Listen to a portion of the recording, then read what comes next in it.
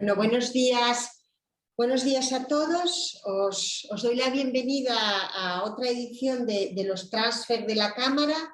Hoy no nos ha podido acompañar nadie de la Cámara de Comercio, pero bueno, les agradecemos como siempre su gran apoyo y colaboración en esta actividad que gestionamos conjuntamente, ¿no? Sabedores de la importancia que tiene seguir apostando por este trabajo entre investigación, empresa y sobre todo buscando favorecer la transferencia del conocimiento como uno de los pilares del desarrollo económico, científico y tecnológico. Siempre intentamos hacer los transfers sobre proyectos, sobre temas y líneas de investigación en las que participan nuestros investigadores y que tengan además cierta actualidad en el horizonte informativo, ¿no? Y con un interés específico de acercamiento a la sociedad. Y desde luego buscando que sean de actualidad en el horizonte informativo, pues yo creo que no cabía duda que el transfer de esta semana tenía que ser sobre alergias, ¿no? La semana pasada se celebró aquí en Asturias el 46 Congreso de la Sociedad Española de Inmunología Clínica, Alergología y Asma Pediátrica, que fue presidido por el doctor Porfirio, que nos acompaña hoy aquí, y donde estuvieron también presentes la Asociación Española para Personas con Alergia. Entonces, bueno, sin duda el transfer de esta semana tenía que ser sobre alergias alimentarias y sobre todo poner de relieve y dar a conocer, ¿no?, los avances tan importantes que tanto desde la clínica como desde la investigación se están haciendo en este mundo, ¿no?, con nuevos tratamientos. Voy a pasar a presentar a las personas que hoy nos acompañan y voy a comenzar con Susana Delgado, que además a la que le tengo que agradecer, bueno, pues la propuesta del transfer y de las personas y de los ponentes y de todo el trabajo realizado. Susana es investigadora del Consejo Superior de Investigaciones Científicas, del CSIC, adscrita al Instituto de Productos Lácteos de Asturias, el IPLA. Investiga desde hace muchos años en alergia a la proteína de la leche de vaca, no mediada por IgE. Desarrolla en la actualidad, junto con Juan José Díaz, pues presentaré a continuación un proyecto sobre la influencia de la dieta y la microbiota intestinal en la resolución de la alergia a proteínas de la leche de vaca en la infancia. Juan José Díaz es médico del Hospital Universitario Central de Asturias, el UCA, en la sección de gastroenterología y nutrición pediátrica, del área de gestión clínica de pediatría. Es un gran experto en la investigación también sobre enterocolitis en la infancia y que nos ofrecerá una visión clínica sobre el tema. Elena Molina es investigadora científica del CSIC en el Instituto de Investigación en Ciencias de la Alimentación, el CIAL, en Madrid. Pertenece al grupo de alergia a los alimentos, que investigan la razón por la cual algunas proteínas se comportan como alérgenos, la influencia que ejerce la matriz alimentaria, los factores ambientales, el procesado de los alimentos, entre otras cosas. Y aunque antes le di la enhorabuena en privado, ahora le voy a dar la enhorabuena en público, porque Elena acaba de promocionar a investigadora científica, así que nuestra enhorabuena. Muchas gracias. Porfirio Hernández es pediatra alergólogo, es además director de la clínica Fernández Polo de Oviedo y sus investigaciones se centran en la utilización de la inmunoterapia para el tratamiento de las alergias y nuevos avances muy interesantes frente a tratamientos más convencionales. Hemos tenido un cambio respecto al programa y por parte de la Asociación Española para Personas con Alergia a Alimentos y a Lácteos, hoy nos acompaña su presidente, Ángel Sánchez, al cual nos le agradecemos mucho su presencia y sobre todo su excelente disponibilidad desde el primer día que hablamos por teléfono para participar en este transfer, y que nos va a ofrecer una visión sobre la importancia de las asociaciones en el trabajo conjunto con pacientes e investigadores. Yo estoy muy contenta con todos los que estamos hoy en esta mesa, porque reunimos pues eso, la clínica, la investigación y las asociaciones de pacientes, ¿no?, que sin duda juegan un papel tan relevante, ¿no?, para que el trabajo que se hace llegue a a las personas realmente que tal. Y entonces, bueno, creo que las patas de esta mesa, bueno, pues son estupendas. Así que, sin más, vamos a pasar, bueno, pues a hablar de este tema tan interesante, tan importante, ¿no? Como son las alergias alimentarias y sobre todo los nuevos tratamientos, ¿no? Entonces, bueno, yo creo que la primera pregunta que yo lanzo y vosotros vais contestando es que ese primer esbozo, si nos dijerais eso, si hay un cambio de paradigma en el tratamiento de las alergias en esta década. No sé si quieres empezar, Juanjo, por ejemplo. Bueno, muchas gracias por la presentación y por la invitación. Aunque, bueno, quizás hay otros expertos que pueden hablar en relación a cambios en el tratamiento de las alergias, probablemente que tengan un mayor fundamento que pueda tener yo creo que sin duda, ¿no? El tratamiento clásico de las alergias alimentarias ha sido la evitación del alimento, ¿no? Es decir, siempre hemos estado en una actitud quizás reactiva, ¿no? Respecto de la alergia. Se evita el alimento y el paciente alérgico no tiene síntomas. Pero ya quizás en las últimas 2 décadas se ha cambiado, se ha pasado a una actitud mucho más proactiva, es decir, tratamientos que van a intentar que el sistema inmune deje de responder de una manera anómala al alimento en cuestión. Los alergólogos, y le dejaré esto a los expertos, son los pioneros en este tipo de tratamientos, fundamentalmente con las terapias de desensibilización oral, pero esos tratamientos estaban dirigidos fundamentalmente a alergias alimentarias mediadas por IgE.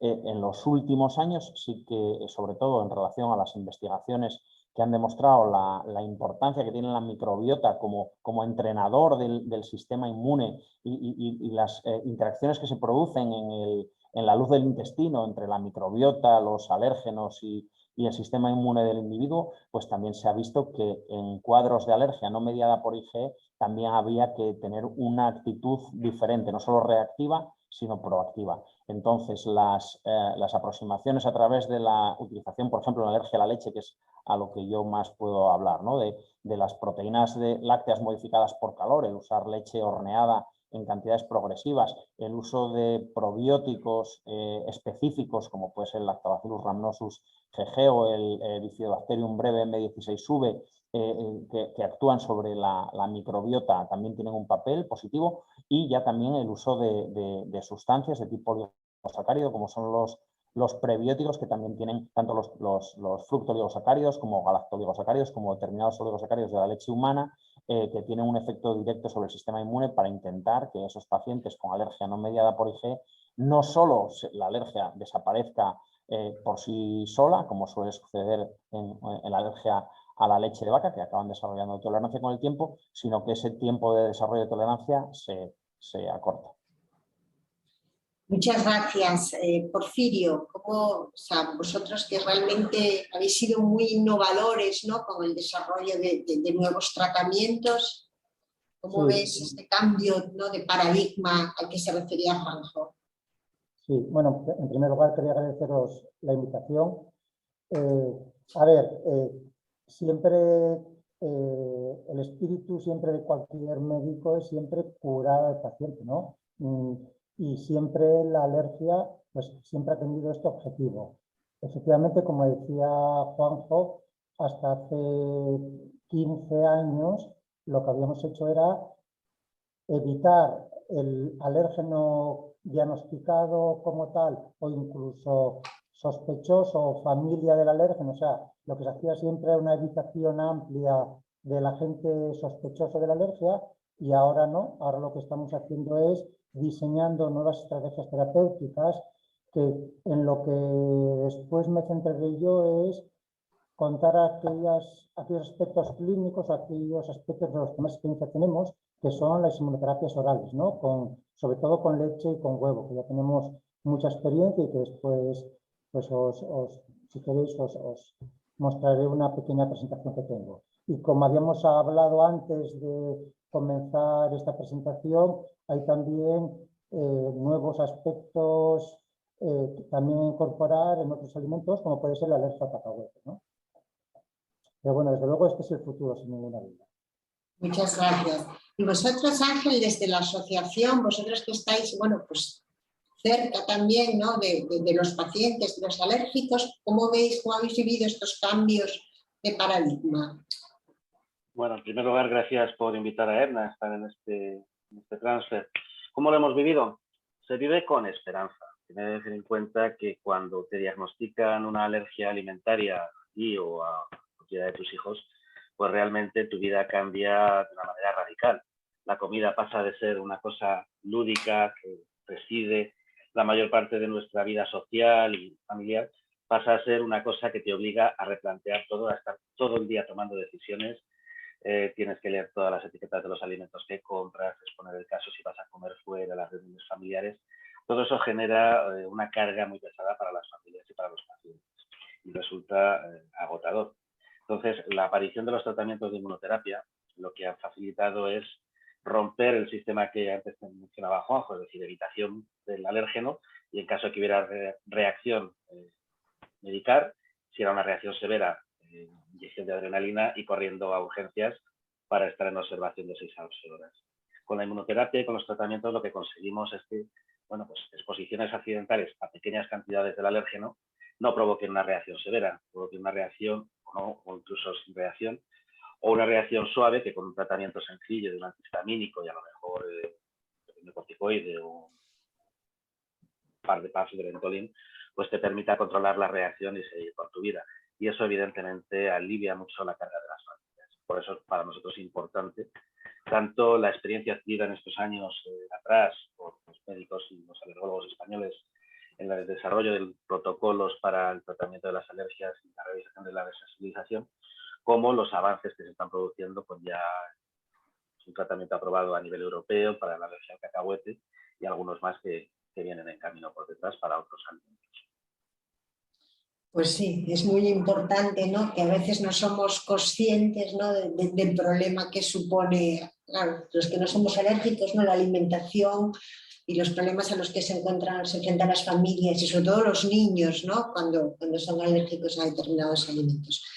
Susana, llevas investigando las alergias a la proteína de la leche desde hace pues ya algunos años, ¿no?, sobre todo fijándote en los marcadores de las heces. Cuéntanos un poco tu trabajo que habéis hecho, que tenéis entre manos.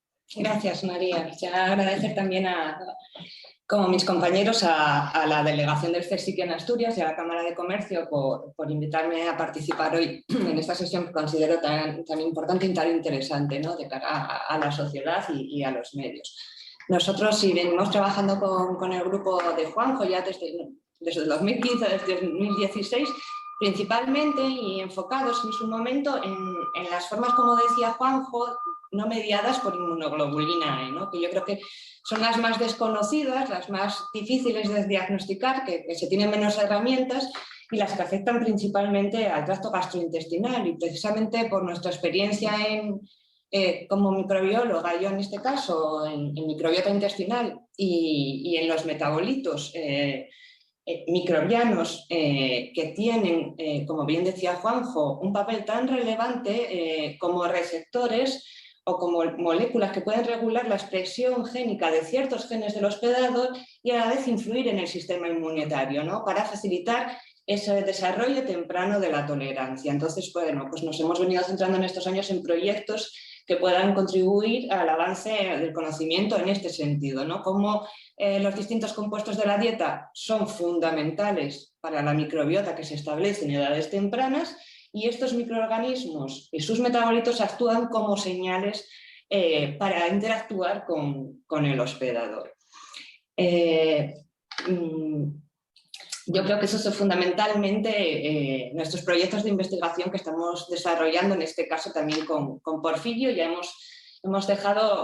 ahora estamos estudiando a la vez tanto las formas mediadas, ¿verdad?, como las formas no mediadas de alergia a las proteínas de la leche de vaca. Es el proyecto que tenemos en la actualidad. Muchas gracias, Susana. Y Elena, vosotros decía en tu presentación que vuestro grupo, bueno, ya sois un grupo importante, reconocidos internacionalmente en temas de alergia. Cuéntanos un poco en qué estáis investigando, qué estáis haciendo en vuestro grupo de investigación. Pues hola también, buenos días, muchas gracias por estar aquí, estoy encantada. Y nosotros lo que ahora también estamos un poco es intentar a favorecer lo que decíamos, esos nuevos tratamientos de inmunoterapia oral, intentar además añadir un beneficio extra del que ya aportan. Entonces, pues sabiendo que hay péptidos inmunomodulantes, como ya sabéis, pues hay muchos péptidos que funcionan, proteínas o péptidos que funcionan de una manera funcional, ¿no? Que aportan una actividad biológica, pues ya sea bajando la tensión, o bajando el colesterol o aportando algún beneficio. Bueno, pues también los péptidos inmunomodulantes pueden aportar un beneficio al sistema inmune, pueden llegar a regular. Entonces nosotros estamos centrándonos en el desarrollo de un hidrolizado, un poco, estamos trabajando ahora principalmente en huevo, pero un poco similar a lo que sería una fórmula hipoalergénica. Lo único es que en las fórmulas hipoalergénicas de leche de vaca lo que se intenta es evitar cualquier atisbo de alergenicidad, lógicamente. Y entonces se hace una hidrólisis muy exhaustiva y se reduce a péptidos muy pequeños. Con lo cual, pues disminuye un poco lo que es la actividad biológica, la inmunomodulante. En nuestro caso, intentamos controlar muy bien las condiciones de producción, de hidrólisis, y obtenemos unos péptidos que son suficientemente pequeños para que no reproduzcan las condiciones alérgicas de la proteína intacta, que es al final la que desarrolla las reacciones alérgicas. Entonces, al ser partida, no va a generar esa alergenicidad, esos síntomas tan potentes, pero también son unos péptidos que aún retienen un tamaño suficiente para estimular al sistema inmune de alguna manera, estimular en concreto a las células T, y que al final consigamos una ayuda combinada inmunomodulante que también actúe sobre la respuesta TH2, que es la que se dispara en los alérgicos y la que origina los peores síntomas. Con estos hidrolizados lo que estamos haciendo es eso, si en la inmunoterapia oral al final lo que se administra es el alérgeno, es la causa de tu enfermedad. Entonces al final en este proceso pues aparecen algunas reacciones adversas, suele ser un proceso largo porque al final pues se necesita de mucho tiempo, no todos los organismos responden igual, entonces empieza en cantidades muy bajitas de administración y luego van creciendo. Entonces con estos hidrolizados lo que intentamos es eso, que haya menos reacciones adversas, que se provoquen menos episodios y que entonces se pueda hacer un aumento gradual más rápido de las dosis, con lo cual estamos reduciendo el tiempo de la administración, estamos evitando muchas reacciones adversas y llegaremos, o nuestra idea es llegar a un momento en que además estos tratamientos pues, se puedan realizar en casa. Si conseguimos ese producto hipoalergénico e inmunomodulante y que no haya que recurrir siempre pues eso, al tratamiento en el hospital, que al final, en nuestro caso, pues los niños pueden estar 1 año, algunos están 2, y por ejemplo, pues con estos tratamientos, con estos hidrolizados peptídicos que estamos desarrollando, pues sí que hemos conseguido que, por ejemplo, niños, tenemos un grupo en el trabajo, en el ensayo clínico, que eran fracasos de hitos convencionales con la clara de huevo entera y que ahora están tolerando gracias a la administración del hidrolizado en tratamientos de inmunoterapia oral. Y de momento, pues por ahí estamos estamos escalando este hidrolizado y queremos pues producirlo también y que pueda incluso funcionar para otras cosas, no solo para hacer una inmunoterapia oral, sino pues a lo mejor quizás también para la prevención temprana, para la introducción temprana de alérgenos en la dieta, que también es otra de las teorías que ahora se manejan, que pueda ser una forma de prevención muy eficaz. Y entonces pues igual generar un polvo que podamos decir, pues añadir un cacito en el biberón a los 3 meses y para ir previniendo el desarrollo de alergias. Ahí también tenemos otro proyecto que vamos a empezar y bueno, pues ya iremos viendo cómo va la cosa. Bueno, muy interesante, sin duda.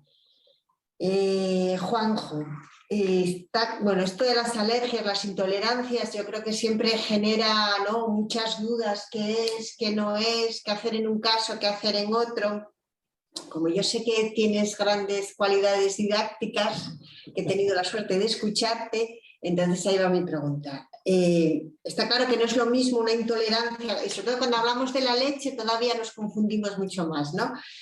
Está claro que no es lo mismo una intolerancia a la lactosa que a la proteína de la leche, que la alergia. Explícanos un poco esto para que lo entendamos todos bien y luego también dos preguntas. La segunda, bueno, pues cómo influye, ¿no? Si os influye, pues eso, la zona geográfica en las intolerancias o en las alergias. Bueno, pues voy a aprovechar, bueno, muchas gracias por el piropo. Voy a compartir pantalla, voy a aprovechar parte de una presentación que tenía por si acaso. Y ahora enseguida os la voy a enseñar. Confirmarme, por favor, que... Sí que estamos, a ver. Confirmarme que estáis viendo... Estamos viendo más que una cosa rara, ¿verdad? Sí. Estáis viendo una cosa rara. Es que no sé... A ver. Solo tiene que compartir. Ahí está la presentación. Está la presentación ahí abajo, yo creo que sí que la vemos. Sí, pero no sé por qué no me deja.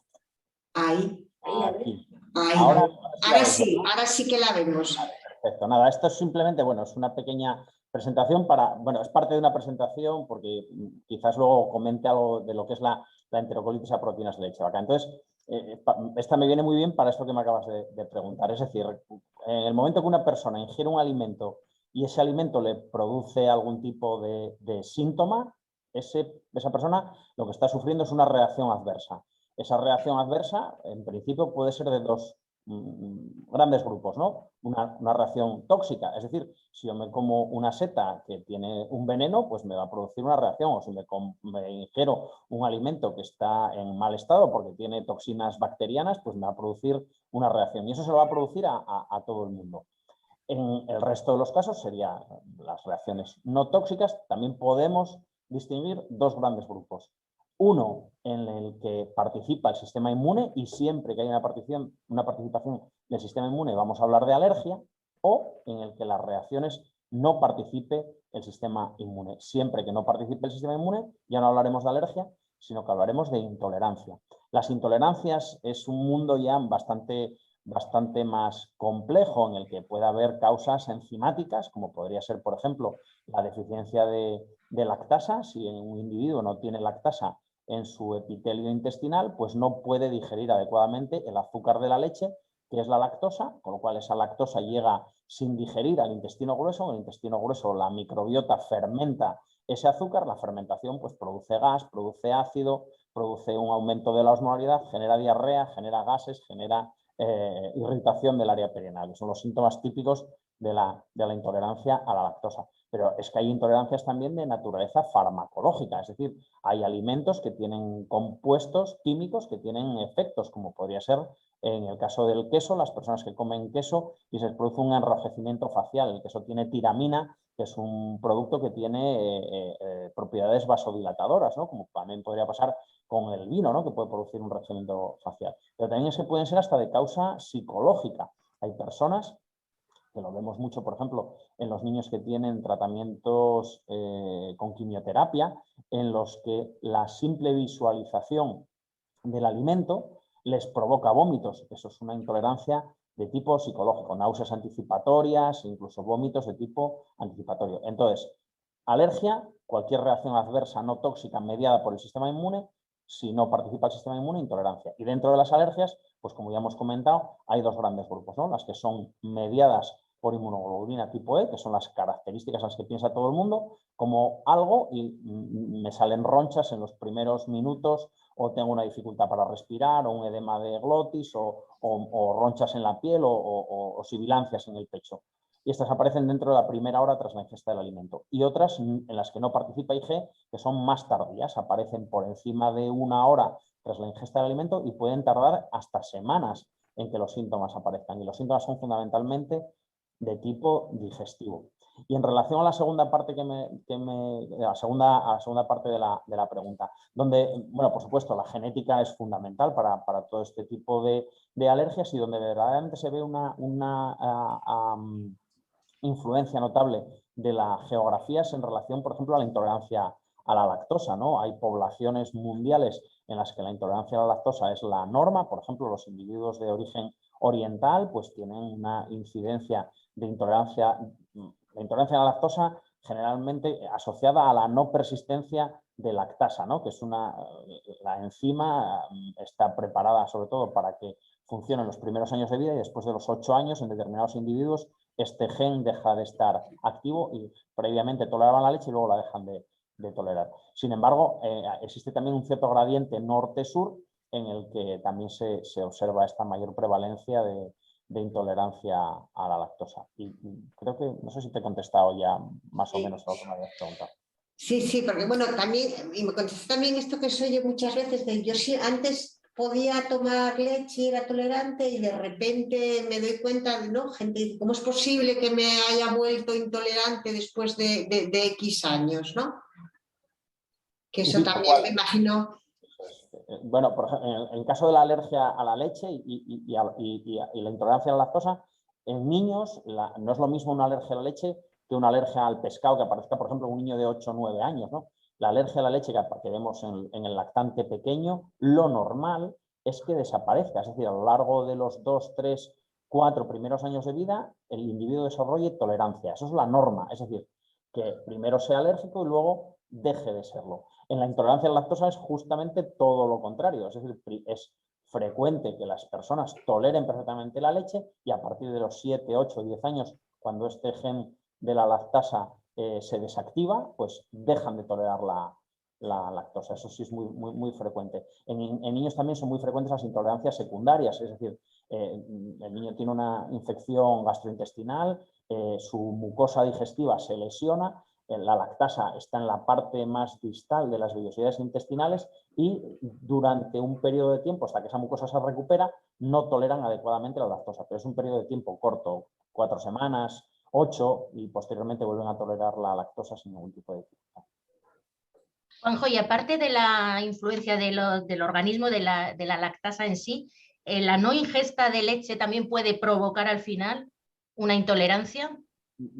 Bueno, tanto como eso no, pero por supuesto es inducible, es decir, también se ve con relativamente frecuencia, y esto es algo que también podría comentar Susana, como determinadas bacterias en individuos, por ejemplo la lactosa, que en principio no lo deberíamos considerar un probiótico, en individuos intolerantes a la lactosa sí es un probiótico, porque va a estimular el crecimiento de bifidobacterias, ¿no? Son bacterias y lactobacilos, ¿no? Que son bacterias que van a digerir esa lactosa. Y en caso de la alergia, esto mejor lo comenta Porfirio, por supuesto, mientras el individuo está, bueno, casi que le dejo a él, mientras que está haciendo la desensibilización, si suspende ese periodo de tratamiento y luego se vuelve a exponer a la leche, la reacción puede ser incluso más grave. Yo no sé si Porfirio quiere comentar algo. Sí, bueno, eso es porque los mecanismos inmunológicos que se desarrollan durante la sensibilización y durante la tolerancia son diferentes. Entonces, los de la tolerancia sí que son permanentes, los de la desensibilización no. De tal manera que si tú dejas de tener contacto con el alérgeno bueno, depende del alimento, pero en el caso de la leche estimamos que son seguros pues ausencias de ingesta 3-4 días. A partir de ahí, pues ya esos mecanismos de desensibilización ya no te garantizan que si vuelves otra vez a ingerir el alimento no tengas una reacción. Claro, es que me parecía sobre todo problemático en lo de las intolerancias, porque bueno, o sea, la intolerancia, claro, al final los síntomas también pueden ser muy molestos, muy graves, pero no pueden llegar a causar la muerte, como puede ser el caso de la alergia. Pero hay muchas veces que la publicidad, por ejemplo, en las leches sin lactosa me resulta como muy engañosa y de alguna manera tendríamos que, no sé, que intervenir de alguna manera, porque parece que tomar leche sin lactosa es muy beneficioso para muchas cosas, para estar fenomenal, para sentirte ligero. Y claro, también, pues no sé, habría que hacer llegar otro tipo de mensajes, estos mensajes que estáis dando vosotros ahora mismo, que también tiene otros riesgos. Desde luego, Elena, me parece súper interesante lo que acabas de decir. O sea, yo creo que hay primero, como planteaba Juanjo, bueno, una gran confusión, en particular en el caso de la leche, ¿no? Entre lo que es una intolerancia a un azúcar y lo que es una alergia alimentaria, que es a proteínas. yo no sé si Ángel también quiere comentar, pero me parece que es fundamental porque ahí creo que aunque se está haciendo mucha labor a nivel de la sociedad, en las escuelas, en restauración, todavía seguimos con una gran confusión, ¿no? No sé si es por desconocimiento o por mala información al respecto, ¿no? Entonces, no sé si desde la parte científica y con ayuda y apoyo de asociaciones como la Asociación Española de Alérgicos a Alimentos o otro tipo de actividades más en redes sociales que lleven a este cambio, ¿no? De desmonizar, de no achacar siempre tanto a la leche, sus efectos perjudiciales o que las alergias o las intolerancias son lo mismo y siempre es debido a la lactosa. O sea, aclarar todas estas cosas. Creo que es muy importante, Ángel. ¿Tú cómo lo ves? Para nosotros no es fundamental, para nosotros es crítico. La semana pasada, mientras celebrábamos el congreso de SEICAP allí en Oviedo, se estaba celebrando en Palma de Mallorca el juicio por la muerte de Naya, una niña de 5 años que murió en el colegio porque le dieron un yogur sin lactosa. La Naya estaba perfectamente identificada como alérgica a la proteína de leche de vaca y, bueno, pues la cuidadora o la monitora pues, le dieron el yogur sin lactosa y, bueno, pues aunque en Baleares hay alerta escolar, el colegio supuestamente tenía enfermera y se actuó rápidamente, sin embargo, pues es raro, pero la anafilaxia mata. Y lo que tenemos muy comprobado, porque es muy frecuente, es la confusión entre la leche sin lactosa y la proteína, ¿no? Y es muy frecuente que en colegios, pues un cocinero que ve que el puré que está haciendo pues no le está quedando espeso, le está quedando muy clarito y lo engorda con leche sin lactosa. Con lo cual estamos poniendo en riesgo a los alérgicos a la proteína de leche de vaca. Aquí intervienen muchos factores. Por una parte, pues que hay unas campañas de publicidad masivas en medios de comunicación anunciándote la leche sin lactosa con esos mensajes de bienestar que comentaba antes Elena, mientras que de la alergia y de lo que subyace detrás, que es la reacción del organismo a una proteína, no a un azúcar, la gente tampoco diferencia porque no lo ha estudiado, pues realmente nos ponen en esas situaciones de riesgo. Y luego hay otro factor añadido, y es que en el sector de la hostelería y el catering, pues realmente la rotación de personal es muy elevada, la formación es bastante ligera, ya no hay carnet de manipulador de alimentos, entonces bueno, se obtienen unos certificados que te puedes obtener incluso en una tarde haciendo un cursito por ordenador y que realmente nos sientan los conocimientos para saber gestionar lo que es la alergia y diferenciar entre una alergia y una intolerancia, con lo que supone de riesgo para los alérgicos, claro. Pero yo creo que, por ejemplo, en la enfermedad celíaca sí se ha avanzado mucho en los últimos años en hostelería, en otros. O sea, yo quiero ser positiva y pensar que aunque nos queda un largo recorrido, se puede también, ¿no? Vamos, a mí me parecen increíbles todas esas actividades que hemos tenido la oportunidad también ahora de forma reciente, ¿no? De píldoras formativas, o sea, de llegar a la ciudadanía, no solo a los familiares afectados, sino a todas esas otras entidades de la sociedad, ¿no? que son claves, como tú dices, ¿no? el entorno escolar, la organización de actividades, de campamentos, de restauración, de hostelería. O sea, pues yo intento ser optimista, pero desde luego hay mucho que hacer. Sí, piensa que en la celiaquía tienes un único culpable, un agente causal que es el gluten. Alérgenos alimentarios, corrígeme, Porfirio, parece que tenemos identificados más de 170 con reactividad cruzadas entre ellos. Por ejemplo, ahora que se están poniendo de moda los nuevos alimentos, pues el grillo tiene reactividad cruzada con la gamba, el pollo con el cocodrilo, la leche de cabra con la de oveja y con la de vaca. Entonces, es mucho más difícil. Es complicado, sí, es complicado. Yo estaba pensando sobre todo en la leche, ¿no? Pero sí que es verdad que es complicado, sí. No, pero la de la leche también es muy complicado porque antes cuando decíamos eso, que el tratamiento habitual era la evitación, en el caso de la leche y el huevo es que son tan ubicuos, es que están en un embutido, en pasta, están en tantos alimentos que claro, ya no es decir no como huevo, no como leche o no como un yogur o un queso, que lo asocias rápidamente al alérgeno. Es que hay muchas cosas que no puedo y tengo que hacer casi un máster para saber si la lecitina es de soja o de huevo y entonces puedo o no puedo. Si una licipaína de la garganta lleva lisozima de huevo y tampoco no puedo tomar ese medicamento. O sea, hay tantos factores con la vaca y el huevo sobre todo, que claro, es un problemón, es muy difícil. Sí, es lo que decía Ángel, un estrés continuo, ¿no? Bueno, para los padres me parece una cosa tremenda. Sí, muy difícil de sobrellevar. Y además que los niños que suelen tener esas alergias suelen desarrollar más.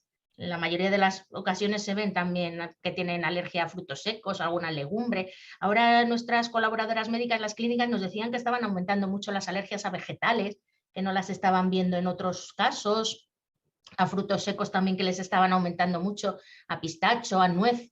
Pues claro, al final son muchos factores y es muy complicado, es muy difícil. Yo creo que sí que tenemos que hacer más, no sé cómo, pero hay que hacer más por llegar a la gente, por explicar las cosas, más, no sé, información incluso a los niños, pero sí. Si me permitís, la leche ahora, los lácteos no están de moda. No, ya. Sí, si vas a pseudoalergólogos, personal estos son temas muy comerciales, ¿de acuerdo? El tema de las alergias y las intolerancias son temas muy comerciales. Y una de las primeras recomendaciones que se hace cuando tienes clínica cutáneo-digestiva en un niño pequeño, en estos pseudoalergólogos, lo primero que hacen es siempre quitar los lácteos. Esto, aparte de privar al niño de todos los beneficios nutricionales que tienen los lácteos, desde el punto de vista alergológico también tiene otros inconvenientes, y es que si tú quitas estas proteínas a un niño pequeño durante un periodo de tiempo de más de 2-3 meses, puedes favorecer la pérdida de tolerancia. Y muchas veces después lo que nos vemos es incluso reacciones graves con la reintroducción de los mismos. Conceptos también que se confunden con mucha frecuencia es lo que decía antes Ángel. Está de moda la leche de cabra y la leche de oveja frente a la leche de vaca.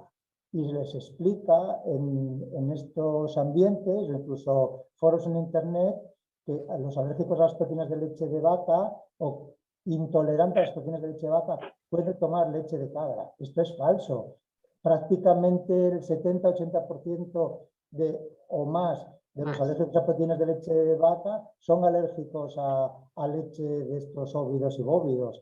Entonces, todas estas son cosas que ahora mismo, todos estos foros de internet y profesionales con baja capacitación, pues están haciendo mucho daño yo creo que en este sentido.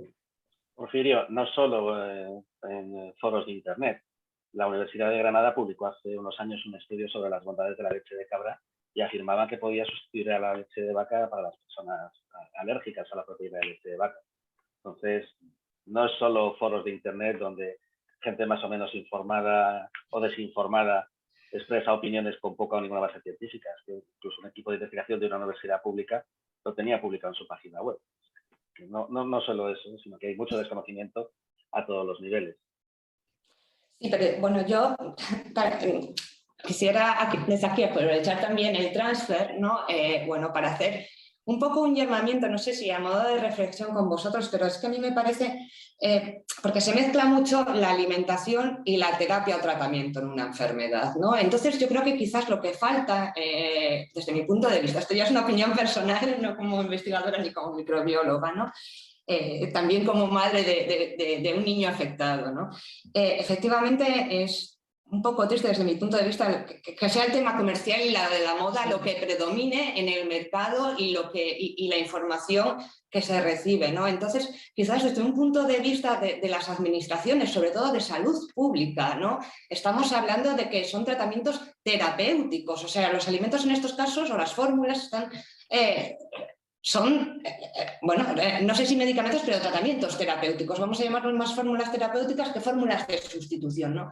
Entonces, concienciar de alguna forma a través de las mismas redes a la población, porque si tu niño lo diagnostican con una enfermedad neurológica, yo creo que las familias siempre hacen caso al neurólogo, no a lo que pueden ver por internet o lo que dice el vecino de al lado. Pero desgraciadamente me da la sensación que para cuando son enfermedades relacionadas, en este caso con las alergias alimentarias, quizás estoy diciendo una burrada, pero Sí, me da la impresión de sabiduría. que las familias no son tan conscientes de seguir siempre las recomendaciones de los pediatras o de los especialistas, ¿no? Y pueden estar un poco... No lo ves claro tú, Juanjo, ¿eh? Depende, es que no es lo mismo, yo creo que lo dijo Ángel antes, no es lo mismo un niño que tiene una reacción alérgica grave ante la ingesta de un alimento que ese, vamos, o sea, su familia va a tenerlo hiperprotegido porque la anafilaxia lo puede matar. Sí, pero tampoco hemos hablado al principio que la hiperprotección tampoco, o sea, tenemos que ser siempre... Pero cuando estás delante de un cuadro grave, Claro. sin duda, es mejor pasarse que quedarse corto. Sí, es Luego, verdad.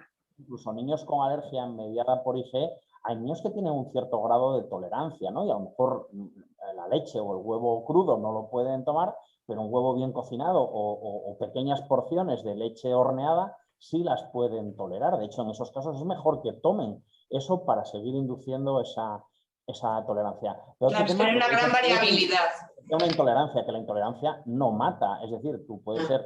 No es lo mismo ser celíaco que ser intolerante al gluten. Aunque los dos no coman gluten, la celiaquía es una enfermedad autoinmune, con lo cual la ingesta de gluten puede estar de forma continuada en un paciente que sabe que no lo puede tomar, aunque no tenga muchos síntomas, le puede producir efectos muy a largo plazo. Entonces, otra cosa es el que toma gluten y le sienta mal. Pues lo mismo, yo les pongo muchas veces este ejemplo a las familias, y a mí me encanta la morcilla y me sienta como un tiro, pero me la como. Me la como porque el placer que me asocia a la ingesta de ese alimento es muy superior a las molestias que me supone ingerir ese alimento. En esas circunstancias sí estoy totalmente de acuerdo contigo, Susana. Ahí sí que la familia hace un poco lo que le apetece, ya no solo lo que le dice el médico, ¿no? Y a lo mejor, pues, simplemente con que hubiera eliminado, yo qué sé, el gluten de la dieta sería suficiente, pero a lo mejor él evita el gluten y evita cualquier tipo de procesado, pero en plan ya obsesivo, ¿no? Que,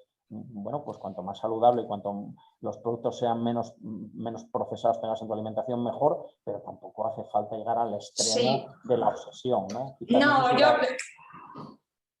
A lo que me refiero es lo que tú dices, tú pones el ejemplo, por ejemplo, de la morcilla, ¿no? Pero yo creo que también la población, o sea, tenemos que ser conscientes desde el punto de vista de que sabemos de esos primeros, en los niños, esos primeros 1000 días de vida, ¿no? De esos primeros 2 años o 3 años, ¿no?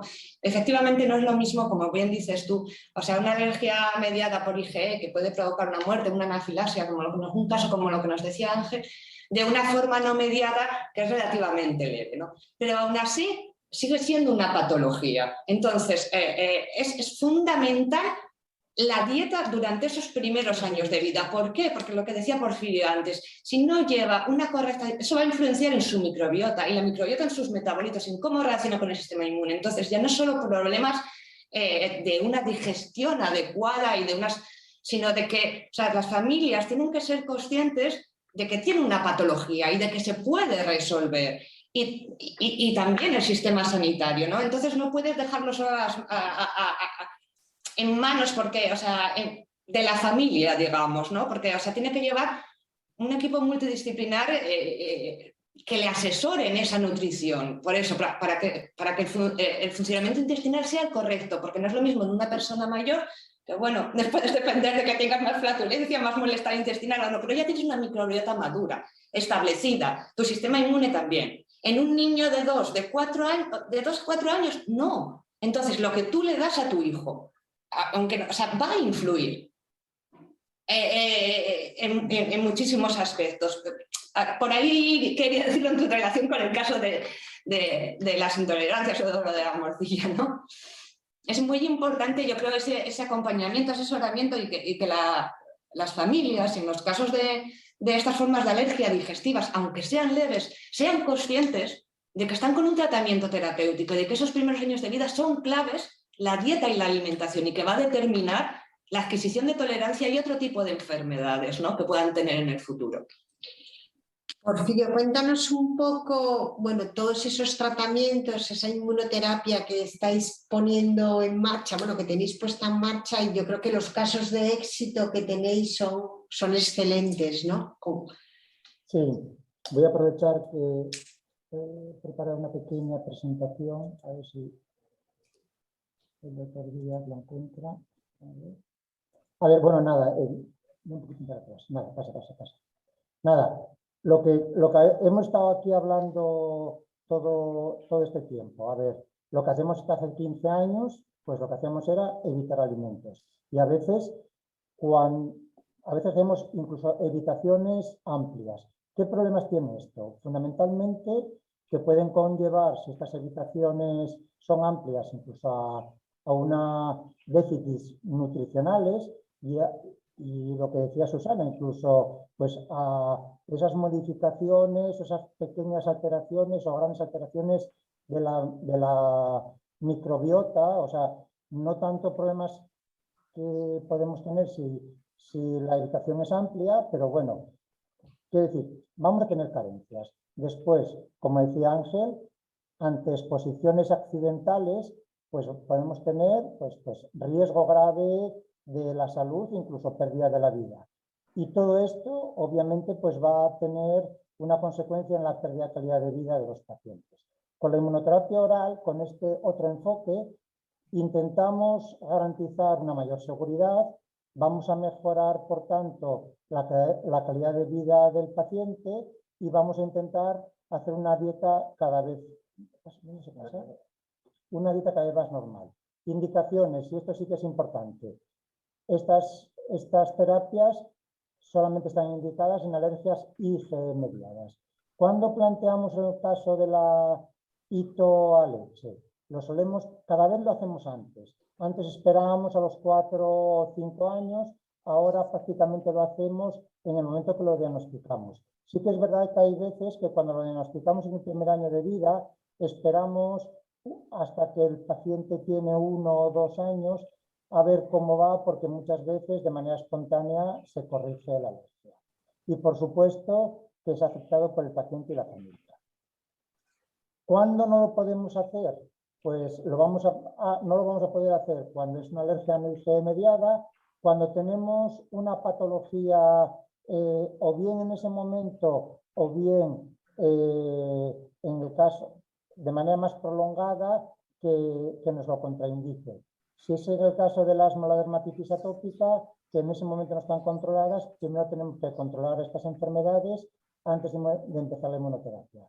La esofagitis eosinofílica es una contraindicación que ahora podríamos decir relativa, porque podríamos tratarla y seguir o iniciar la inmunoterapia. Y después el resto de contraindicaciones no voy a entrar en ellas. A ver, a lo largo de la inmunoterapia vamos a tener reacciones, sí.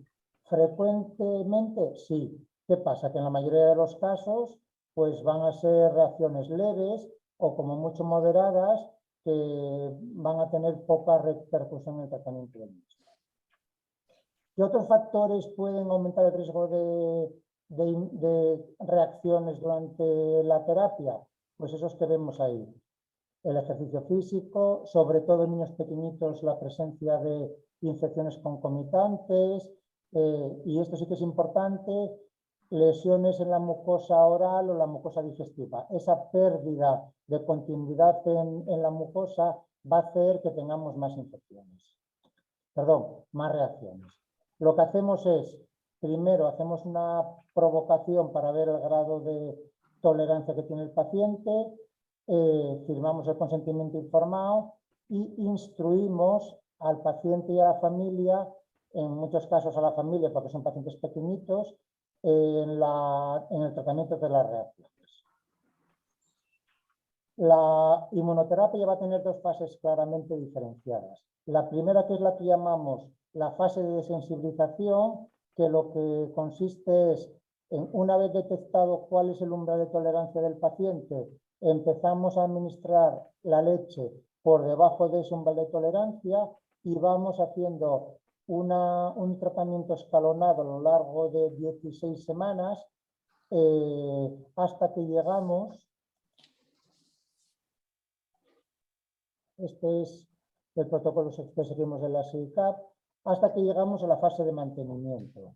En la fase de mantenimiento, que suele ser cuando conseguimos el objetivo, una ración de leche que entendemos que son 200 mililitros de leche, vamos a seguir dándole esa cantidad todos los días y hacemos controles periódicos.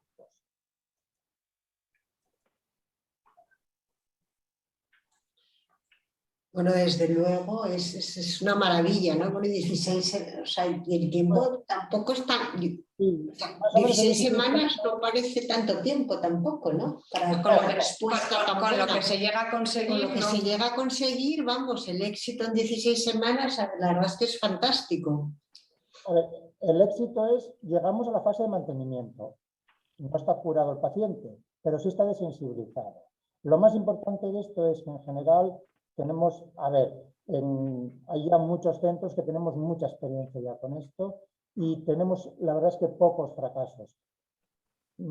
Podemos, en nuestro caso, por ejemplo, hemos tenido un caso de una esofagititis eosinofílica y después los fracasos terapéuticos que tenemos básicamente son o por circunstancias familiares, que la familia no puede colaborar para llevarlo a cabo adecuadamente, o niños pequeñitos por infecciones de repetición.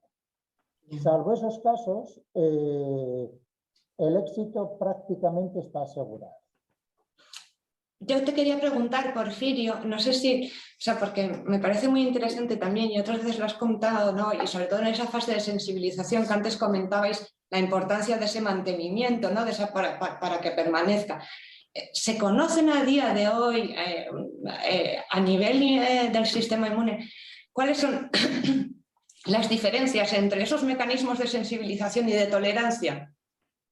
Sí, lo que pasa que, a ver, sinceramente, yo sin un esquema aquí no te podría detallar porque no me lo sé exactamente, pero sí que es verdad que son mecanismos diferentes. Sabes que la tolerancia se basa fundamentalmente en el desarrollo básicamente hacia TH1, TH2, ¿no? Esos son básicamente los mecanismos de tolerancia. Y los mecanismos de desensibilización son comunes tanto a alimentos como a fármacos. Y son otros mecanismos diferentes. Lo que sí es verdad es que en el caso de la desensibilización, todavía no sabemos muy bien, que sería la siguiente pregunta, cuándo un paciente está desensibilizado o cuándo ya es tolerante. ¿Por qué? Porque en muchos casos nos atrevemos a dejar de administrar el medicamento y hacer una prueba de exposición, casi por razones éticas, porque es muy difícil plantear esto a las familias, decir, bueno, pues ahora, como llevas 2 años tolerando la leche, ahora vamos a coger y dejar de darle la leche durante 2 meses y hacerle una prueba de exposición. Eso Claro, no no es, sí. O en el caso del huevo, vamos a dejar de darle el huevo 2 meses y vamos a hacer la prueba de exposición otra vez. Entonces, a ver, esto es lo que no está todavía bien aclarado, ¿no? Y pocos centros se animan a realizar estudios de este tipo. Bueno, es que quizás es más a nivel de investigación, ¿no? A nivel de laboratorio, que no antes de que se pueda hacer precisamente por esos temas éticos, ¿no? Sí, a ver, tú lo que ves en el tema de las IgEs, lo que ves es que inicialmente cuando empiezas la desensibilización, las IgEs suelen subir, ¿vale? Y después, a partir de los 6 meses, ya empiezan a bajar. Y en 2, 3 años, en muchos casos incluso ya se negativizan, que es cuando realmente ya das el alta al paciente, ¿no? De todas maneras, Porfirio, yo creo que también es importante indicar que ese es el camino, por decirlo de alguna manera, teórico de la desensibilización, pero luego en la vida real surgen los problemas. Es muy difícil dar el huevo a niños, hay niños que no les gusta el sabor. Mi hija, por ejemplo, detestaba el sabor de la leche, con lo cual mi hija nunca se planteó llegar a 200 mililitros, se quedó en 90 hasta que, bueno, por una esofagititis eosinofílica suspendimos el tratamiento y no quiso volver a retomarlo. Y entonces te vas planteando esas cuestiones. Luego, las 16 semanas es si todo va bien, pero si el niño cae enfermo, pues hay que interrumpir, reducir dosis y iniciar de nuevo el escalado. Es decir, que hay una serie de cuestiones ajenas que, bueno, pues, realmente han llevado que incluso pues, estén publicando libros con recetas para administrar el huevo horneado o cocido a los niños de una forma más asequible para ellos, porque es que lo rechazan. Y en una familia es horroroso romperte la cabeza pensando cómo le doy la dosis diaria al niño, porque puede ser un auténtico problema andar persiguiéndole con la croqueta o con el bollo o con el bizcocho que has preparado porque no les gusta. Bueno, esas son luego las piedras en las que te tropiezas en el día a día. Bueno, eso es lo que nos decía Elena también, que es muy importante, ¿no? Conseguir, ¿no? Con esos hidrolizados. Claro. Sí, eso, o sea, eso es. Pretendemos eso, reducir el tiempo para que la adhesión al tratamiento sea mejor, porque al final, pues claro, acudir cada semana al hospital y estar pues una mañana es difícil de sobrellevar tanto por los niños que faltan al cole y demás, como por los cuidadores. No todos los padres tienen o abuelos o cuidadores que puedan acudir y estar con ellos. Además, también es una sensación a veces un poco rara lo de llevar a tu niño a que le pongan malo casi, porque le van a dar precisamente lo que sabes que le hace daño. Y entonces es un poco como contradictorio y luego pues eso hay que enmascararlo. Entonces estos hidrolizados es lo que estamos haciendo, intentar hacer que sean muy organolépticamente muy buenos para que sea una forma más fácil de introducir y que luego pues esas dosis de mantenimiento pues sea más llevadero, que sea eso, lo de añadir un cacito en el zumo de la mañana, en la leche, si puede, si no son alérgicos a leche o en alguna otra bebida y que de esa manera pues se haga un poquito más llevadera. Nosotros, por ejemplo, nuestras clínicas lo que hacen también es como para que les pasa lo mismo, claro, que los niños cuando además han tenido una reacción alérgica potente a un alimento, luego lo rechazan inconscientemente, bueno, como hacemos todos con la mayoría de los alimentos. Y entonces, pues igual, intentan hacer pues eso, como las provocaciones intermedias con alimentos para ir como superando retos. Entonces, pues ya puedes comer magdalena, pues ya puedes comer y entonces se les va sustituyendo por ejemplo, en el caso de huevo, la clara de huevo, que es muy desagradable de tomar, 30 mililitros así de clara de huevo, pues se va sustituyendo también por la cantidad parecida o idéntica de proteína en el alimento ya real. Y entonces, pues de alguna manera, pues enmascaras un poco y bueno, pues también es intentar jugar pues con eso, con un poco ciertos trucos para que consigan ingerir la cantidad de proteína que necesitan para seguir la inmunoterapia, pero que sea un poquito más llevadero que lo de beberte un vasito de 15 mililitros, vamos, aunque sean 5, ya es muy desagradable, de clara de huevo, así a palo seco. Y bueno, pues ahí estamos trabajando, que yo creo que sí, que vamos a ver si se consigue que el hidrolizado pues funcione y que pueda reducir un poco estos efectos adversos. Ya digo que por muchos beneficios, que tiene muchos beneficios la inmunoterapia oral, pero bueno, pues aún si se puede mejorar, pues bienvenido será. Que es lo que seguro que el proyecto seguro que es súper interesante, ¿no? Porque como decía Ángel, a ver, no siempre en todos los casos consigues el objetivo de los 200 de leche. Hay veces que nos tenemos que quedar en el yogur, ¿vale? O llegar a los 200 de leche en el hospital y no hay forma que tome los 200 de leche y entonces bajas un escalón, ¿no? Y entonces te quedas en el yogur, entonces te quedas en la cantidad equivalente o casi equivalente de proteína láctea, pero de fermentado, de yogur. No es lo mismo, pero bueno, ahí sigues. Entonces bajas un escalón, pasas una temporadita con eso y después intentas subir. En el caso del huevo, nosotros antes utilizábamos aquí un preparado comercial de clara cruda y efectivamente dejamos de hacerlo porque la fase de mantenimiento era terrible. Tenían que tomar el sobrito un día cada 2 y era como tomar una aspirina. Entonces, claro, los niños no lo tomaban ni para atrás. Entonces ahora lo hacemos con huevo procesado, la inmunoterapia, y hacemos el mantenimiento con huevo procesado. Eso es mucho mejor tolerado para el paciente. Pero con todo eso conseguimos mejorar la calidad de vida, conseguimos que pueda tomar casi todos los alimentos con leche, con que te tolere 50 mililitros de leche, sabes que puede tomar trazas. Con el huevo, si toma una ración, o sea, 3 raciones a la semana pues de horneados Sí, o de o rebozados, pues, con eso pues lo tienes garantizado, ¿no? Es lo que dice Ángel. De eso se trata, ¿no? De evitar el riesgo y de mejorar la calidad de vida, ¿no? Y sí De que esa es verdad, seguridad, sí, sí. claro. Y eso sí que es verdad que es muy gratificante y los resultados son muy buenos, ¿vale? En el caso de leche y huevo, hasta ahí, ¿no? Que yo creo que en eso sí que estamos de acuerdo, Ángel y yo, que hemos avanzado mucho en general.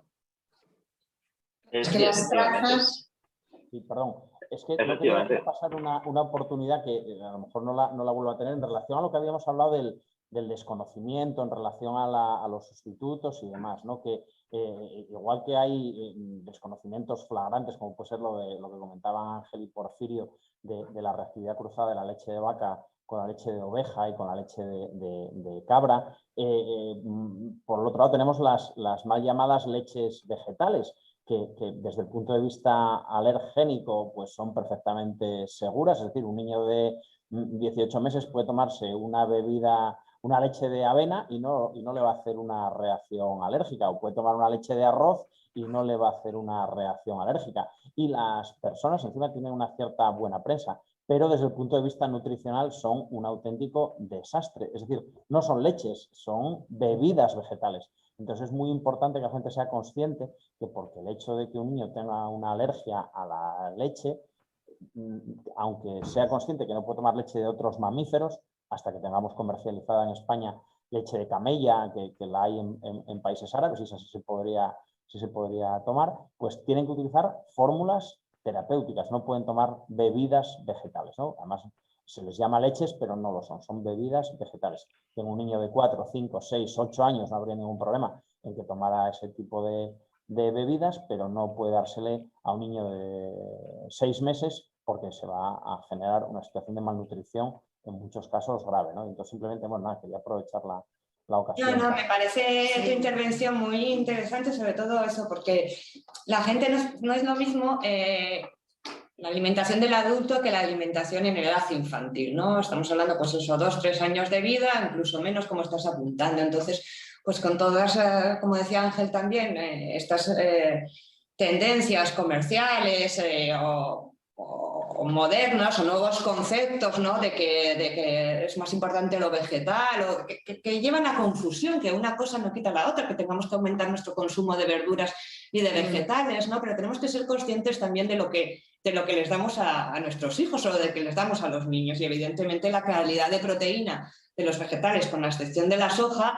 pues el valor biológico no es el mismo. Entonces yo creo que las familias muchas veces no son conscientes de que eso es determinante en el crecimiento y en el desarrollo de su niño, y eso, vamos, a mí me parece que es muy importante ponerlo sobre la mesa desde todo, o sea, desde el aspecto médico, desde el aspecto de las asociaciones de los pacientes, desde los nutricionistas, desde los investigadores, porque es que además ocurre otra cosa, y es que todo lo que nos va a llevar ahora la economía circular en contra bueno, a disminuir el consumo de proteínas animales, va a surgir, no sé, uno de vosotros antes lo comentaba, pues alergias nuevas a nuevas proteínas de vegetales, porque si estamos...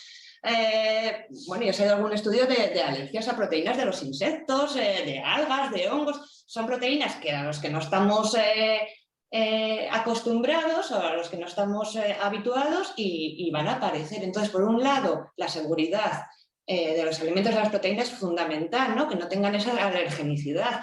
O sea, que no tengamos trazas de ninguna de esas proteínas, pero por otro lado, cuidado también con lo que estamos haciendo, sí, ¿no? yo creo que no somos conscientes de eso, ¿no? Pensamos eso, que son proteínas también.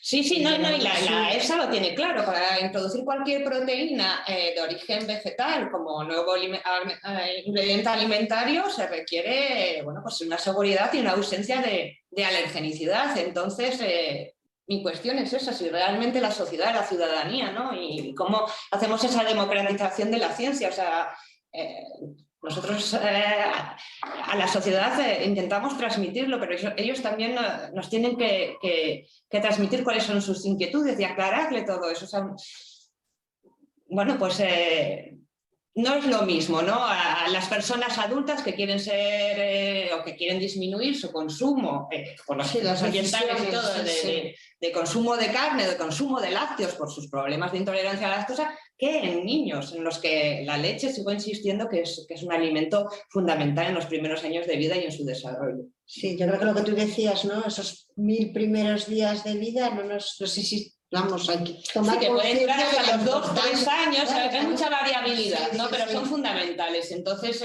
y es nuestra responsabilidad como padres, ¿no? de la nutrición y de los productos que estamos poniéndoles a su disposición.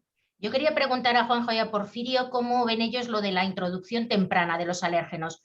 La ventana inmunológica entre los 3 y los 6 meses y cómo, si debería ser impuesta o no. Y además ha habido cambios también a lo largo del por tiempo, eso. ¿no? Los alimentos se introducían primero en X meses, años después las recomendaciones pediátricas eran otras. Yo creo que van cambiando un poco. Sí. A ver, el problema es que depende del alimento. Ese es el problema. O sea, sí que hay alimentos que está demostrado que es eficaz para prevenir la alergia posterior, como es el caso del cacahuete, ¿de acuerdo? Sí que hay cierta evidencia en el caso del huevo, ¿vale?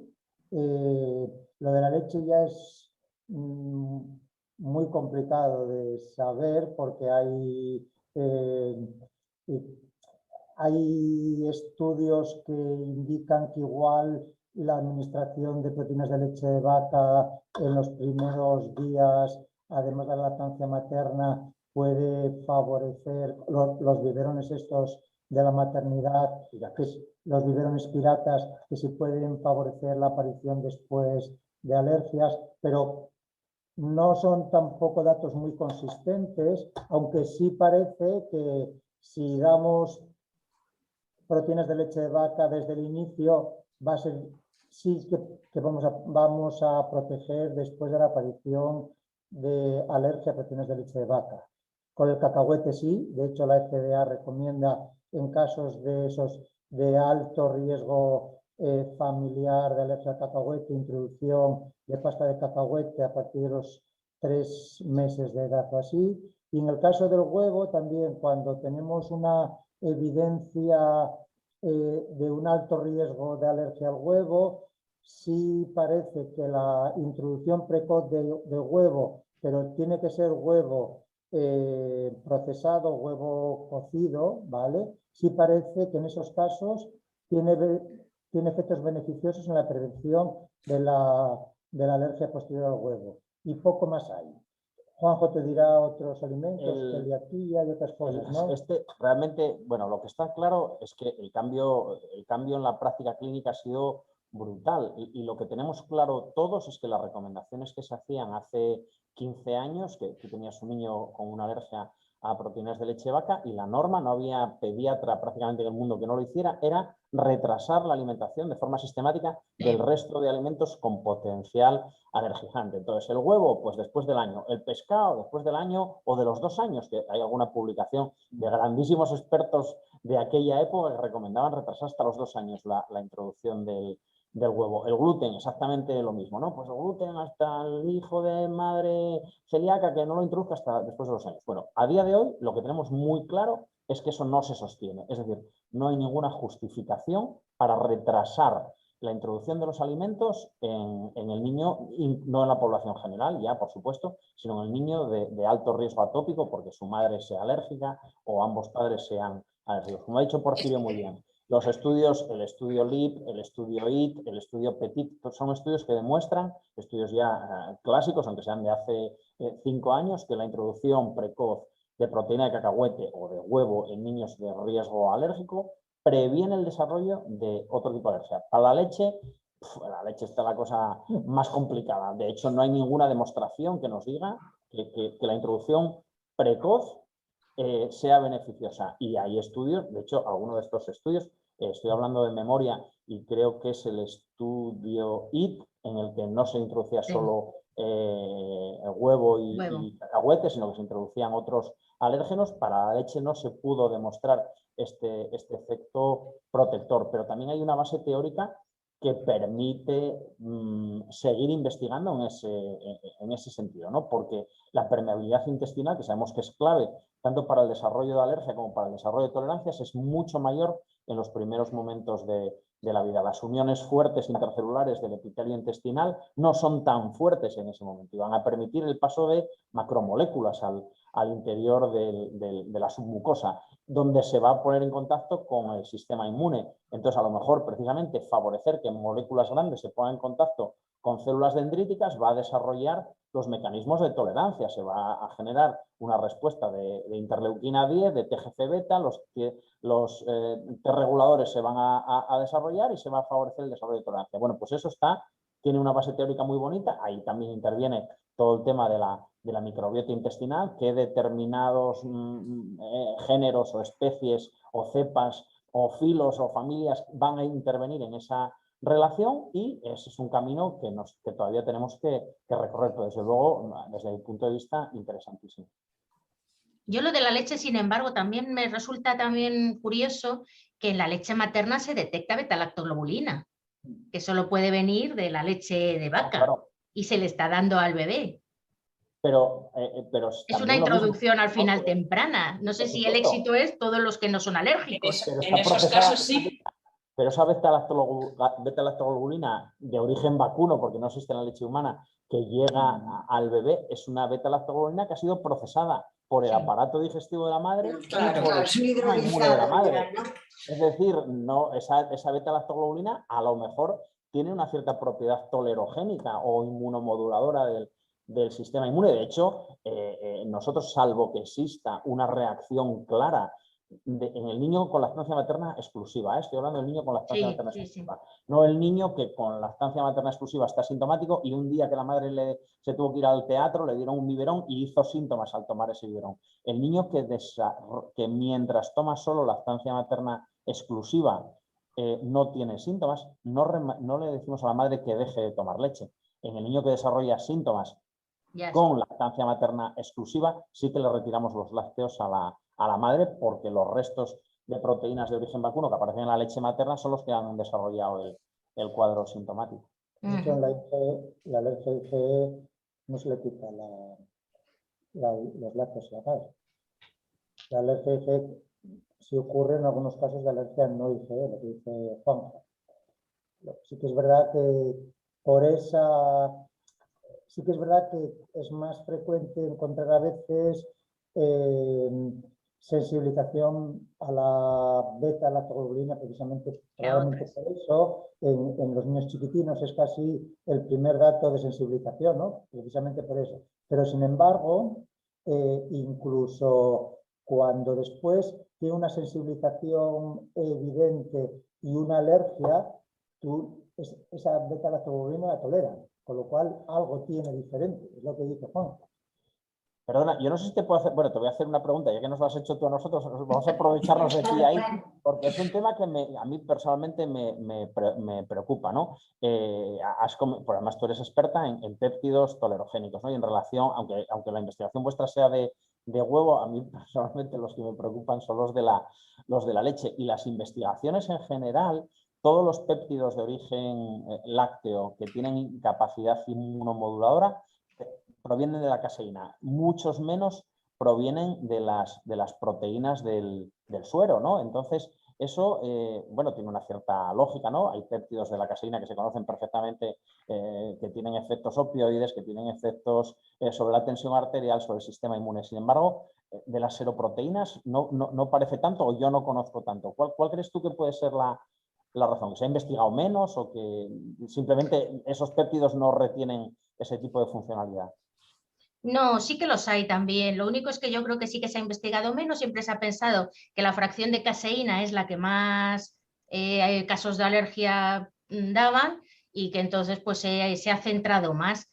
Pero los péptidos de beta-lactoglobulina en general, los del alfa es verdad que no, pero los de la beta-caseína sí que también los hay, que tienen propiedades inmunomodulantes. Quizá están menos indicados o menos... No lo había pensado, la verdad, que hay menos casos de péptidos inmunomodulantes de proteínas séricas. Yo creo que esa es una fuente de lo de las proteínas séricas porque, bueno, siempre se ha pensado en muchas de las fórmulas terapéuticas y quizás me equivoco, Juanjo o Porfirio, y me podáis corregir vosotros, pero que eran la mayoría de las proteínas de la leche de vaca. Hay muchas proteínas, no solo las caseínas o las 2 proteínas del suelo que se conocen más, sino que hay otro tipo también de proteínas o péptidos que pueden dar esa alergenicidad, ¿no? Pero siempre se ha pensado que fundamentalmente era la caseína y los hidrolizados que se comercializan fundamentalmente son de caseína. Sin embargo, en nuestro estudio estamos viendo también que, aunque en muchos casos es a la caseína y a la alfa-lactolúmina, pero también estamos viendo que hay un mayor porcentaje, al menos de lo que yo pensaba, a proteínas séricas, ¿no, Juan? A ver, al final realmente la caseína sobre todo lo que te va a marcar es la persistencia también, ¿eh? Es decir, el que tiene niveles altos de IgE específica caseína es el que tú sabes que va a durar más, ¿no? Entonces el que va a más ser candidato a inmunoterapia casi con toda seguridad. De hecho, a nosotros realmente, desde el punto de vista del gastroenterólogo, nos preocupa poco. La mayoría de los que vemos no tienen IgEs específicas y si tienen son en niveles muy pequeños, que lo consideramos una sensibilización y no lo consideramos que tenga un mecanismo patogénico importante, y los hidrolizados, como dices muy bien, pero quizás eso también influye mucho la escuela, ¿no? Aquí en España siempre hemos rechazado las fórmulas de soja, pero es por un tema de escuela, no porque no se puedan utilizar las fórmulas de soja, no las bebidas de soja, o los hidrolizados de arroz, que también son bebidas, o sea, fórmulas vegetales que se podrían utilizar sin ningún tipo de problema, pero en el mercado tenemos hidrolizados de caseína, hidrolizados de seroproteínas y mezcla de caseína y seroproteínas, que quizás desde un punto de vista conceptual serían los que más sentido tienen de usar, ¿no? Pues utilizas hidrolizados mezcla de las 2 fracciones, con lo cual las propiedades... Claro, sobre todo en aquellos casos que no sabes cuál es en los casos no mediados que no sabes cuál claro, es de las proteínas, ¿no? Y en sus tiempos hubo hasta un hidrolizado que era mezcla de soja y colágeno, que son proteínas que no tenían ningún tipo, nada que ver, pero generaban un aminograma pues de unas características muy parecidas al de la leche de mujer, ¿no? Esos ya no están en el mercado español, hace muchos años que desaparecieron, pero bueno, también se podían utilizar. Y el mercado español en ese sentido es muy diferente del europeo, y eso, ¿notáis? O sea, ¿por países se ven muchas diferencias? O... Sí y no, depende también de dónde vayamos. Esto influye mucho la escuela. Por ejemplo, donde más diferencia hay, más escandalosamente diferente, es si comparamos el Reino Unido con España, en el que en España pues, el 10-15% de las fórmulas medicamento que se prescriben son fórmulas elementales, es decir, fórmulas a base de aminoácidos. Sin embargo, en el Reino Unido el 60% de las fórmulas especiales que se prescriben son fórmulas a base de aminoácidos. Desde el punto de vista conceptual no se sostiene que el 60% de los niños con alergia requieran una fórmula de aminoácidos. Quizás ahí, por ejemplo, influye ya no la geografía, sino el modelo sanitario. El modelo sanitario británico es un modelo basado en el médico de familia, en el GP, en el General Practitioner, que atiende igual al lactante de 2 semanas que al abuelo de 90 años. Entonces, probablemente, pues para evitar problemas y hasta que lo vea el especialista, dice: yo no me voy a complicar la vida, no te voy a dar una fórmula extensamente hidrolizada que va a responder en el 90% de los casos, no quiero ni ese 10% que no va bien. Te pongo una fórmula elemental y dentro de 2, 3, 4, 6 meses, cuando te vea el especialista, que te la quite. Quizás, ¿no? Y en España, por suerte, tenemos un modelo de asistencia pediátrica en el que, desde el punto de vista nuestro, es un auténtico lujo, en el que hay pediatras de una formación excelente en centros de salud y que pueden manejar no solo sospecharlo, sino manejarlo en etapas iniciales hasta que lo veamos los especialistas, ¿no? Países como Italia, por escuela, se utiliza mucho más la soja que en España, muchísimo más, no sé muy bien la razón, y en zonas donde hay más presencia de vegetarianos estrictos y tal, pues sí que se utilizan mucho más las fórmulas de origen vegetal, de soja, de arroz hidrolizado, incluso hay alguna hasta de proteína de guisante, ¿no? Pero todas esas fórmulas con distinta composición, ya no solo de proteínas, sino a nivel de carbohidratos, ¿no? Sabemos y hemos visto que van a tener influencia clara en los microorganismos que se establecen, sobre todo eso, en las primeras etapas de vida, ¿no? Y que las bifidobacterias, precisamente en los casos en los que hay lactancia materna, son los que utilizan los oligosacáridos de la leche materna. Entonces yo creo que es fundamental también, porque es lo que dices, Juanjo, en función de cómo sea ese hidrolizado, ¿no? Se va a desarrollar una microbiota o no, y las fórmulas aminoácidicas es lo que venimos diciendo, ¿no? Sería otra vez esta actitud o esta reactiva, ¿no? A evitar cualquier péptido, de forma que el niño no tenga, no solo no acostumbre al sistema inmune, sino a la digestión de esos dipéptidos, tripéptidos, ¿no? No tenga esa capacidad en el momento que tú le das solo aminoácidos esenciales. Bueno, aparte que las fórmulas ya no solo tienen la parte hidrolizada, ¿no? Sino que añaden otros componentes, ¿no? Hay fórmulas que añaden probióticos, hay fórmulas que añaden prebióticos, hay fórmulas que tienen prebióticos y probióticos, y todo eso tiene un efecto sobre la microbiota y sobre el sistema inmune, que no podemos separar del efecto inmunomodulador que tengan los péptidos que tengan esas fórmulas, ¿no? Entonces, al fin y al cabo, al final ya no valoras solo el péptido, valoras el conjunto, ¿no? Es una matriz. De la fórmula, sí, sí. Entonces, tienes que valorar el efecto de la fórmula. Y hay muchas fórmulas en el mercado infantiles que incorporen probióticos o distintos probióticos. A día de hoy, en el niño alérgico, fórmulas de origen para el tratamiento del niño alérgico, hay al menos 2 que incorporen probióticos, pero que incorporen prebióticos hay ya prácticamente todas, en diferentes... Pero fórmulas de terapéuticas, sí. Ahora mismo hay eso, el que inició un poco todo el proceso fue la fórmula que incorporó Lactobacillus rhamnosus GG, pero después de esa se ha incorporado en otro tipo de fórmulas el Bifidobacterium breve M16V, también está en fórmulas tanto extensamente hidrolizadas como en fórmulas elementales, y luego hay mezclas de fructooligosacáridos y galactooligosacáridos, incluso algunas ya que incorporan alguno de los oligosacáridos de la leche humana, fundamentalmente 2-fucosilactosa y lacto-N-neotetraosa, que se están incorporando en fórmulas especiales, en fórmulas terapéuticas, ¿no? Ya no en fórmulas para niños sanos, que eso ya hay fórmulas que los incorporan. Esto es un poco lo que tenemos a día de hoy, y probablemente en los próximos años... Seguirá avanzando, ¿no? Seguro. Sí, y el diseño de nuevos probióticos, sin duda, también, ¿no? Porque al final se van añadiendo aquellos que se conocían, o sobre todo que se podían crecer también, ¿no? Sí. Yo creo que tenemos suerte y encontramos uno, hacemos una patente y ya nos retiramos. Hombre. Bueno, eso tenemos que involucrar mucho a la industria, y tanto a Elena con esos hidrolizados como...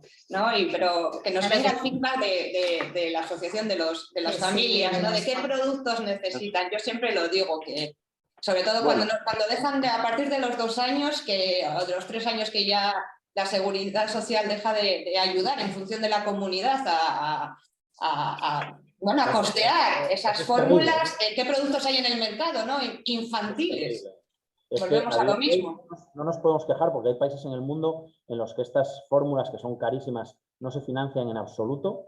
No hace falta ir al tercer mundo. Como no tengas un seguro médico adecuado, en Estados Unidos nadie te va a financiar una fórmula especial. Se venden en los supermercados, fórmulas elementales. Yo tengo una foto en una gasolinera en Estados Unidos en la que había una fórmula de aminoácidos en un expositor, como el que coge un bote de patatas. Y como no tengas un seguro, no te lo paga nadie. Y eso es un pastizal, es un esfuerzo económico para la familia terrible. Pero niños, es cierto que muchos por debajo de los 2 años acaban desarrollando tolerancia, pero hay un porcentaje de niños que por encima de los 2 años persisten alérgicos a la leche, y a día de hoy ese niño deja de recibir financiación para esa fórmula. Y deja de tener productos en el mercado, o sea, en el sentido de que la única opción es sin leche. Las bebidas vegetales, ¿no? Y estamos viendo de que en esos niños con 3-4 años, o sea, bueno, pues... hay que ajustarles la dieta, claro. Necesitamos, como decías tú antes muy bien, Susana, un equipo multidisciplinar. Nosotros tenemos la suerte que tenemos una dietista en el equipo, pero no todos los hospitales tienen. Eso es verdad. Y conseguir que el aporte de calcio, de vitamina D, de nutrientes en general sea equilibrado, pues necesitamos ayuda. Y si no, pues y de proteína de valor añadido para ese desarrollo, ¿no? Ahí igual nos podría decir, Ángel, qué carencias detectáis. ¿Esto os llega a vosotros, estas carencias en los productos que necesitan los alérgicos a las proteínas de leche de vaca por encima de los 2 años? Si las familias os transmiten esa necesidad, esa falta A de ver, alimentos. Hombre, a partir de los 2 años, y si solo tienes alergia a la proteína de leche de vaca, yo creo que no hay mucho problema en tener una dieta equilibrada. De todas maneras, lo que dice la legislación española es que, por norma, tienes la fórmula hasta los 2 años, que es ampliable hasta los 3, con informe previo del médico que lleva su alergia e informe favorable de la inspección sanitaria. Pero es cierto que es difícil de conseguir. El problema surge no cuando cumplen los 2 años y te retiran la fórmula. Con 2 años el niño ya tiene que por lo menos tener boca para comer todo o prácticamente de todo. El problema que se plantea es cuando nos encontramos con niños multialérgicos y tenemos muchísimos casos cada vez más y con alergias más complicadas. Os voy a poner un ejemplo que demuestra esto. Aetna lleva muchos años organizando campamentos para sus socios, para niños que bueno, pues tienen 9 días en los que dejan de ser el niño alérgico y pueden disfrutar de un campamento porque todos los que hay a su alrededor son iguales que él. Deja de ser el raro de la clase, el especial, el que condiciona actividades. Los primeros años lo que se hacía era coger la lista de niños que acudían al campamento, ver qué alimentos les provocaban alergia y esos alérgenos se retiraban de la dieta. Todos. Llevamos unos años ya que no podemos hacerlo, porque son tantos los alimentos, se complica tanto la gestión que realmente no podríamos darles de comer.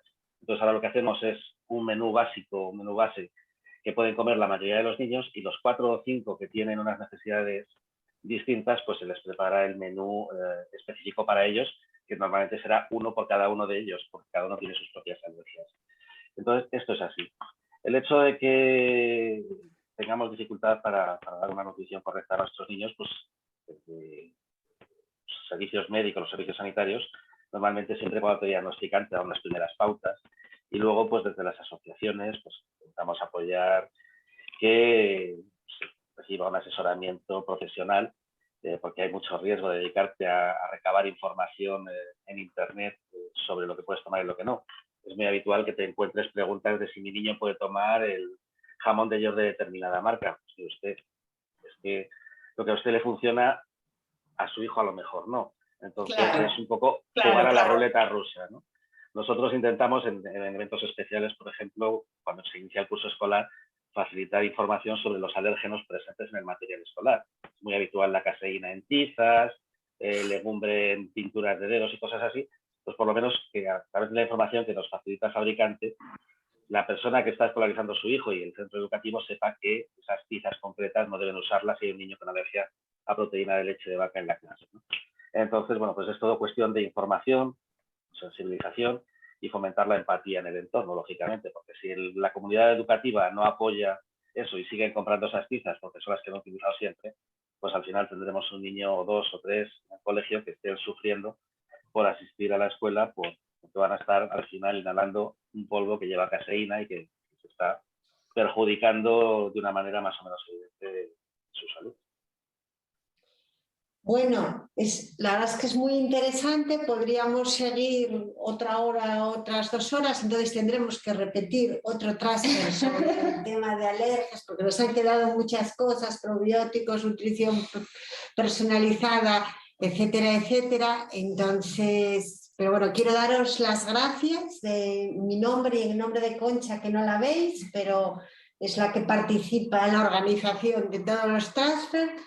Entonces, quiero daros las gracias por estar hoy aquí y quedaremos emplazados en un tiempo para ver los resultados de este proyecto. Yo creo que sí, que es muy interesante, ¿no? Los resultados de esos hidrolizados y cómo la inmunoterapia nos sigue dando muchas alegrías. Yo tengo que decir a título personal que tengo un hijo que ha sido paciente de Porfirio, pero bueno, para alergias al asma, al polen, etcétera, etcétera, y la vacuna nos está funcionando fenomenal. Así que la inmunoterapia a mí me ha dado muchas alegrías. Así que Bueno, Bueno. pues Ángel también, muchas gracias por esa labor fantástica que hacéis desde las asociaciones tan importante de acompañar a las familias y nada más. Nos vemos en unos meses. Y Esperando que sí, que podamos tener la esperando- oportunidad y sobre todo eso de la participación, que muchas veces los científicos o los químicos siempre nos vamos, pero nos olvidamos de la parte social, emocional y de las familias las que hay ahí. familias que hay detrás con todo esto. Así que muchas gracias y Muchas nada, gracias a vosotras. hasta Gracias a pronto. vosotros. El transfer queda grabado, o sea que luego siempre vemos que tenemos muchísimas visualizaciones y quizás a través de ellos lleguen también dudas en algún momento. Así que nada, gracias a todos. Adiós, Gracias a vosotros. Chao. Gracias.